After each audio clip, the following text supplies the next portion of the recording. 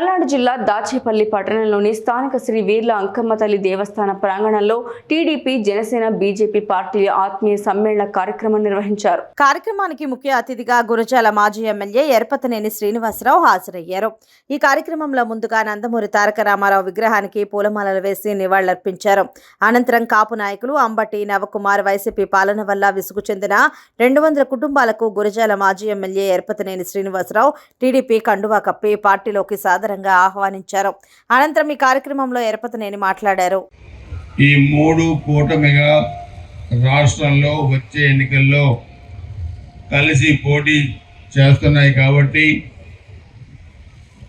ఈరోజు పెద్ద ఎత్తున దాచేపల్లి మండలంలో తెలుగుదేశం పార్టీలో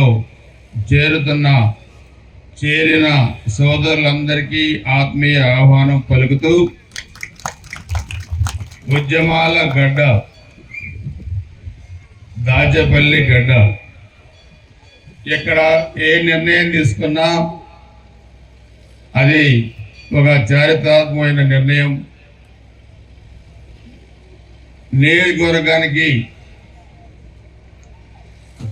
ఈ మండలం, పల్నాడుకే ఈ మండలం, అటు జాతీయ రహదారి, రైల్వే లైన్లు, సిమెంట్ ఫ్యాక్టరీలు, సున్నం పరిశ్రమలు, ఈరోజు అనేక వందలు ఉన్న ఈ మండలం 5 సంవత్సరాలు అలవి గాని దోపిడీ, ఇష్టారాజ్యమైన దోపిడీ చేసిన ఈ కాసు మహేష్ రెడ్డిని ఇంటికి పంపించడానికి సోదరులందరూ వైసీపీ పార్టీని పొలిగంట పెట్టి ఊడుస్తా ఉన్నారు 10 రోజుల నుంచి కూడా. ఇక ఏమీ మిగలేదు.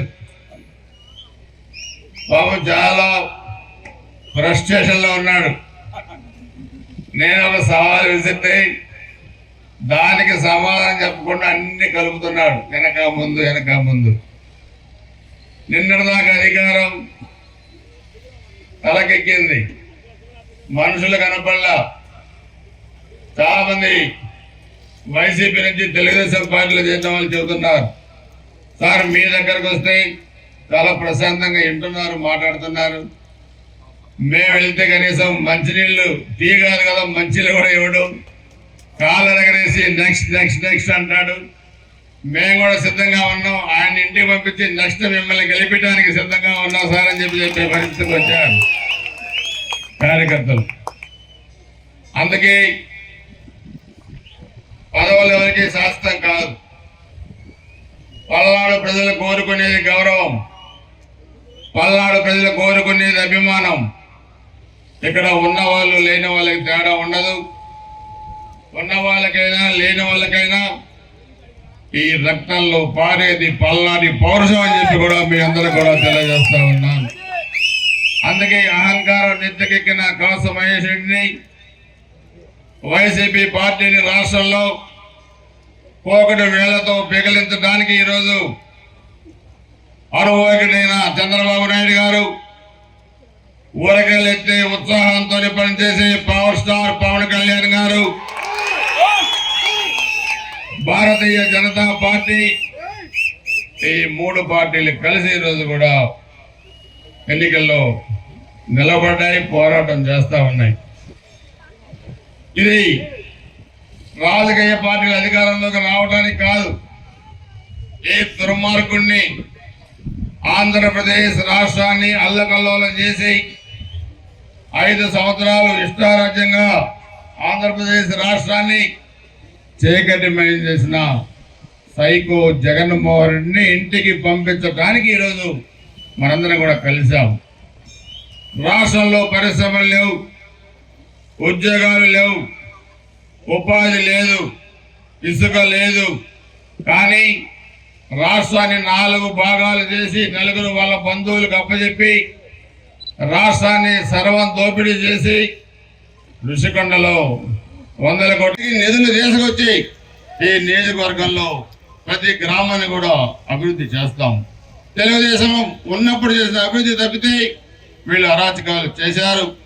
అందుకే చంద్రబాబు నాయుడు గారు, పవన్ కళ్యాణ్ గారు, బీజేపీ పార్టీ ఈరోజు కేంద్ర ప్రభుత్వ సహకారం కూడా తీసుకొని ప్రశాంతమైన ఎన్నికలు జరిపి మే 13, జూన్ 4 ఈ 2 డేట్లు మనం గుర్తుపెట్టుకోవాలి. మే 13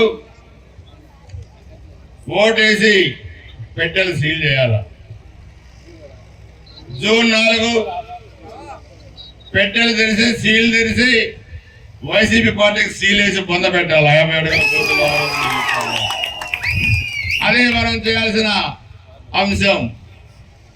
అందుకే మీ అందరూ కూడా గుర్తుపెట్టుకొని మే 13 ఖచ్చితంగా రేపటికి నెల రోజుల్లో ఈ రాష్ట్రం ముఖ చిత్రం, రాజకీయ ముఖ చిత్రం మారబోతా ఉంది.